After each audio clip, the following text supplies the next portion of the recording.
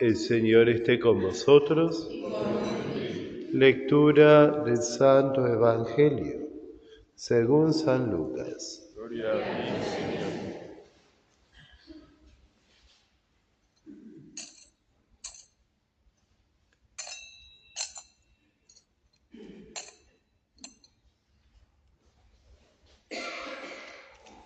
En aquel tiempo Jesús dijo a sus discípulos: así estaba escrito, el Mesías debía sufrir y resucitar de entre los muertos al tercer día, y comenzando por Jerusalén, en su nombre debía predicarse a todas las naciones la conversión para el perdón de los pecados. Vosotros sois testigos de todo esto. Y yo os enviaré lo que mi Padre os ha prometido. Permaneced en la ciudad hasta que seáis revestidos con la fuerza que viene de lo alto. Después Jesús nos llevó hasta las proximidades de Betania y elevando sus manos los bendijo. Mientras los bendecía, se separó de ellos y fue llevado al cielo. Los discípulos que se habían postrado delante de él volvieron a Jerusalén con gran alegría y permanecían continuamente en el templo alabando a Dios. Palabra del Señor. Gloria a ti, Señor.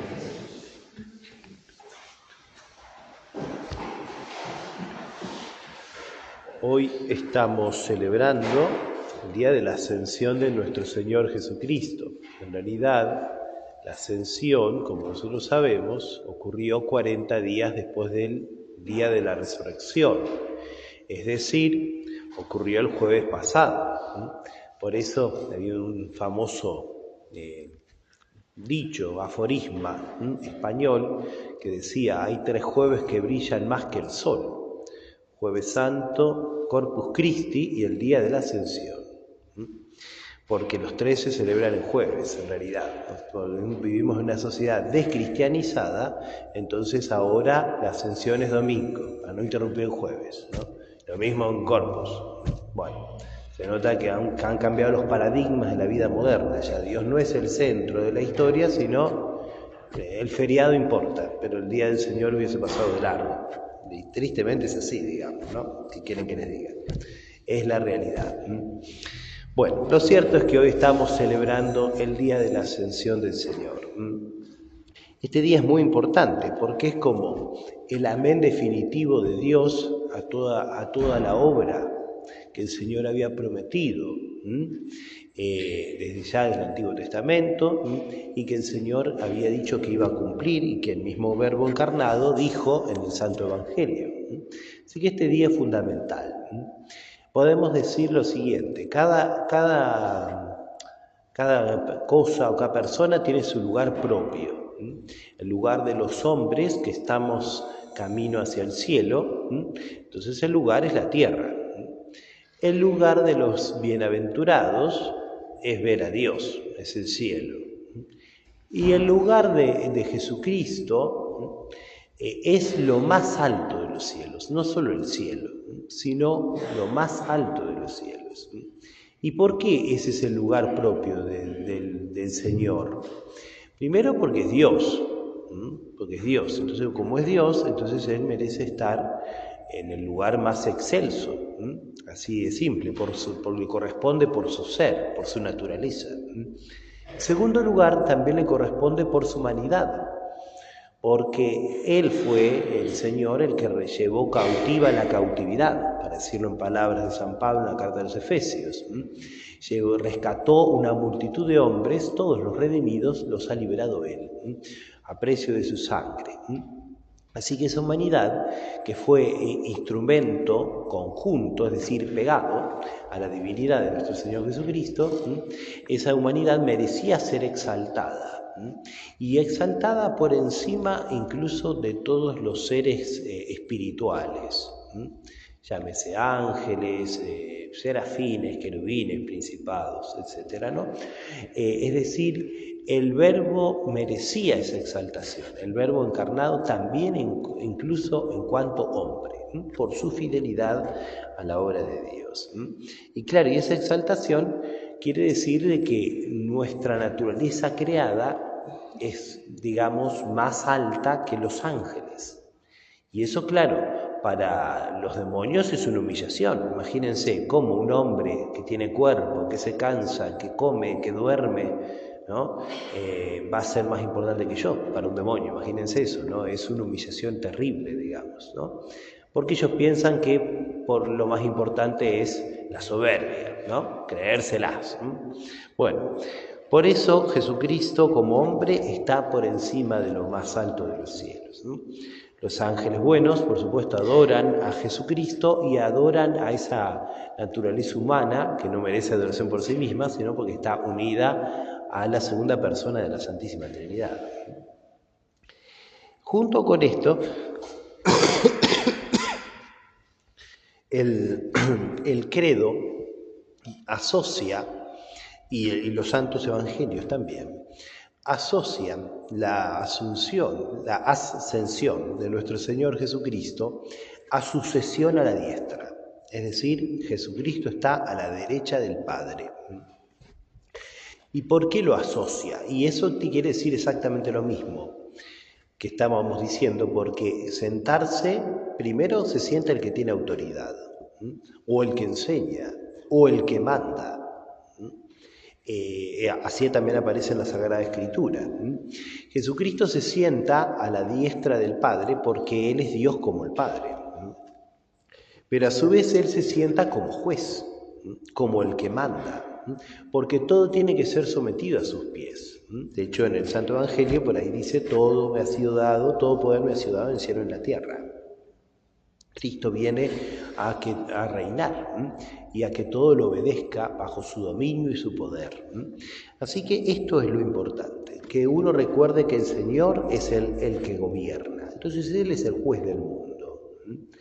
Claro que ese juez de nuestro Señor es muy particular, claro, lo sabemos muy bien, porque es un juez que mientras nosotros estamos en esta vida, Él quiere que nosotros nos convirtamos, que nosotros nos volvamos a Dios, que nosotros pidamos perdón de nuestras faltas sinceramente en esta vida para llevarnos con Él, porque para eso vino a este mundo. Pero después de esta vida ya se va a acabar la misericordia y después de esta vida va a existir solamente la justicia. Entonces, quien en este mundo voluntariamente no se haya arrodillado delante de nuestro Señor Jesucristo y no haya reconocido su realeza, entonces en el otro mundo tendrá que sufrir las consecuencias. Así que esto es lo que quiere decir Cristo como juez del mundo, porque se sienta a la diestra. Y eso está relacionado con lo que sigue en el credo. Fíjense, la lectura de los Hechos también lo dice igual. Cuando Jesús sube, dice: este Jesús que ha sido quitado y fue elevado al cielo vendrá de la misma manera que lo habéis visto partir. Es decir, hay una unión entre la ascensión y la segunda venida de Cristo y sucesión a la diestra. Porque Él nos ha rescatado por su sangre, entonces nosotros tenemos esa obligación de vivir pensando que algún día nos presentaremos delante de Dios. Al final de nuestra vida, en el juicio particular, y al final de la historia del mundo, cuando el último de los elegidos ingrese a la Iglesia, que ese es el motivo de la historia en el mundo, bajo la mirada de Dios, bajo la mirada de la teología católica, cuando el último de los elegidos ingrese a la Iglesia, entonces será el juicio final. Y ahí nuevamente Jesucristo sentenciará con su palabra omnipotente, quién se salva y quién se condena, en base a lo que hayamos elegido nosotros en esta vida. Insisto que Cristo en este mundo quiere que nosotros nos convirtamos. San Pablo en la carta a los Hebreos dice: vosotros os habéis acercado a la ciudad de Dios, ciudad de los primogénitos inscrito en el cielo, y a la sangre purificadora que habla más elocuentemente que la de Abel. San Gregorio, cuando comenta ese texto de la carta a los hebreos, dice: la sangre de Cristo habla mejor que la de Abel, porque la sangre de Abel pedía justicia, que fue asesinado por Caín, ¿no es cierto?, su hermano. La sangre de Abel pedía justicia, pero la sangre de Cristo reclama misericordia. Y entonces podemos decir que Cristo a la diestra del Padre es constituido mediador entre Dios y los hombres. Ya lo había sido en el momento de la encarnación. En el momento de la encarnación, Él une la tierra con el cielo, como dice la liturgia. Pero en el momento de la ascensión, Cristo ejerce su mediación de un modo especial, porque sus llagas, por supuesto que ya no sangran, como sangraron en la cruz el Viernes Santo, pero sus llagas están abiertas y gloriosas. Son como una prenda de la victoria. Sus llagas están abiertas y le piden al Padre la misericordia, porque por eso Él murió, por eso Él vino a la tierra. Así que Jesucristo como sacerdote está intercediendo por nosotros delante del Padre Eterno, pidiendo por nosotros misericordia. Pero por otro lado, Jesucristo también a nosotros que estamos aquí en la tierra nos está diciendo: cuidado que esto es lo que ustedes valieron, digamos. Si ustedes no pueden seguir en el pecado mortal, no pueden seguir ofendiendo a Dios, ustedes valieron esto. Entonces eso va a ser, si uno no se convierte, va a ser testimonio contra uno mismo. San León Magno dice que la iglesia es un cuerpo. Bueno, eso lo dice toda la tradición, ¿no? San Pablo, San Agustín. Pero San León insiste en que la iglesia es un cuerpo y que el cuerpo dividido no existe, porque está muerto. Y la cabeza de la iglesia, que Jesucristo, está viviente en los cielos. Entonces, si Jesucristo vive y está en los cielos, entonces los miembros vivos tienen que estar con Él en el cielo. Porque si estuvieran en otro lugar, estarían muertos. Así de simple. Estarían muertos por el pecado. Así que por eso nosotros tenemos que vivir, aunque estemos en este mundo, tenemos que vivir con los pies en la tierra y con el corazón en el cielo, pensando que esa es la Jerusalén del cielo, esa es nuestra madre. La Madre Celestial, a la cual nosotros tenemos que llegar. Esa ciudad inaugurada por Cristo cuando subió al cielo y se fue a prepararnos un lugar, como dice el Señor también en el discurso del Jueves Santo a los apóstoles. Se fue a prepararnos un lugar. Así que tenemos que pedirle al Señor que no dejemos de aspirar a esto, que no podemos conformarnos con amores más bajos, con amores terrenales, o con amores buenos de la tierra, pero desordenados, ¿no? Porque hay gente, no sé, que vive para el deporte. Y sí, se sabe todo, vida y obra de todos los futbolistas, equipos, etcétera, ¿no? Pero si uno le pregunta algo de, no sé, cualquier cosa, Sagrada Escritura, teología, moral, no tiene ni la más revinagre vida, digamos, ¿no? Y pongo ese ejemplo, pero vale cualquier otro, digamos, ¿no? Porque no es que en sí mismo el deporte sea malo, es malo cuando tapa lo otro, que es lo esencial de la vida del cristiano, ¿no?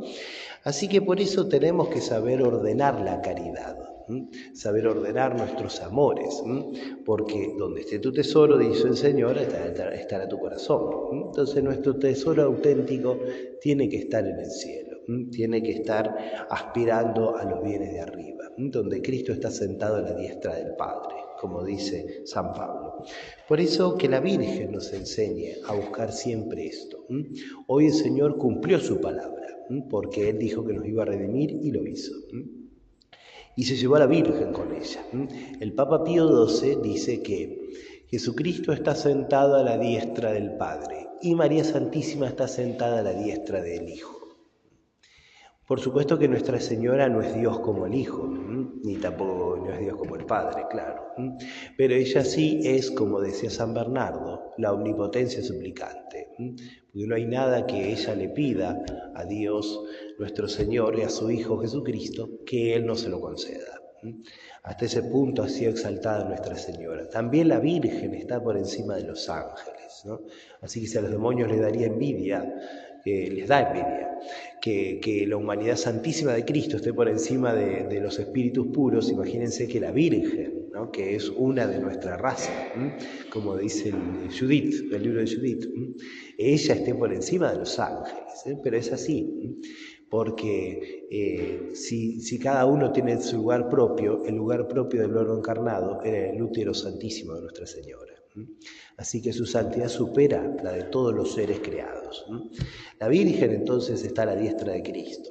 A ella entonces tenemos que acudir cuando tengamos nuestros problemas, nuestras dificultades, cuando tengamos los pecados que no podemos vencer, cuando tengamos necesidades en orden a la vida eterna que no podemos alcanzar, a ella tenemos que pedirle. Y no habrá nada que su Hijo le niegue, como ella nunca le negó nada a la voluntad de Dios en este mundo. Que busquemos entonces los bienes de arriba y Dios nos dará a cada uno según sus obras.